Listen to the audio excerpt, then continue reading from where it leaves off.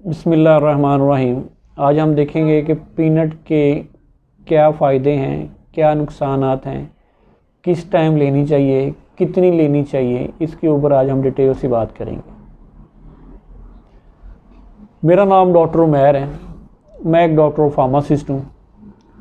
आज हम जिस टॉपिक पे बात करेंगे बहुत ही अहम टॉपिक है कि पीनट, जिसको मूंगफली,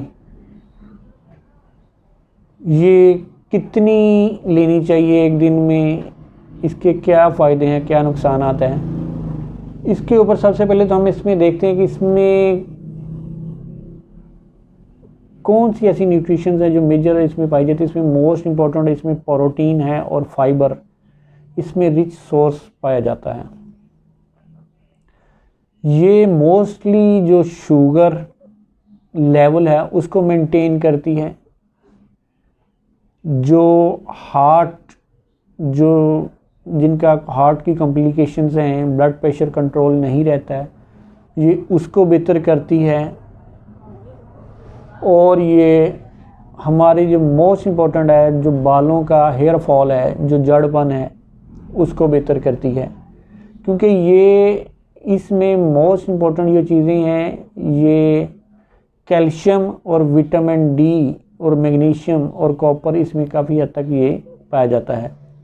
ये दांतों और मसूड़ों के लिए बहुत ही फ़ायदेमंद है। जिनके मसूड़ों में से खून आना शुरू हो जाता है, उनको ठंडा गर्म लगता है, उनके दांतों में जो खला बनना शुरू हो जाता है, उसके लिए मोस्ट इम्पॉर्टेंट है कि ये काफ़ी हद तक उनको ये वाली कॉम्प्लिकेशन से रिलीफ होती है।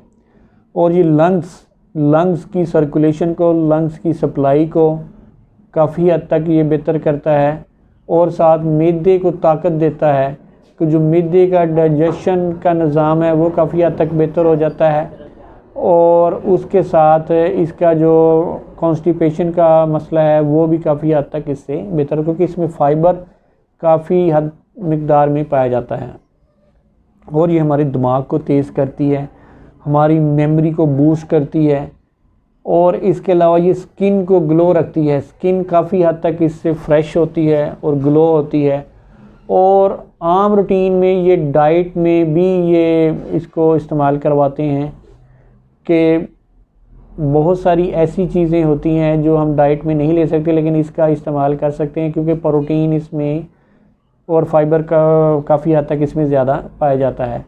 आम रूटीन की निस्बत ये अगर कोशिश करें आप, जो बाज़ार वाली, ये कम से कम इस्तेमाल करें, क्योंकि इसमें मिर्च मसाला नमक उसमें ज़्यादा लगा हुआ होता है। उससे हमारे जो बीपी बढ़ने के चांसेस ज़्यादा हो जाते हैं। आपने हस्बे ज़रूरत इसका इस्तेमाल करना है, आपने ज़्यादा इसका इस्तेमाल नहीं करना, क्योंकि इसमें आम रूटीन की निस्बत जो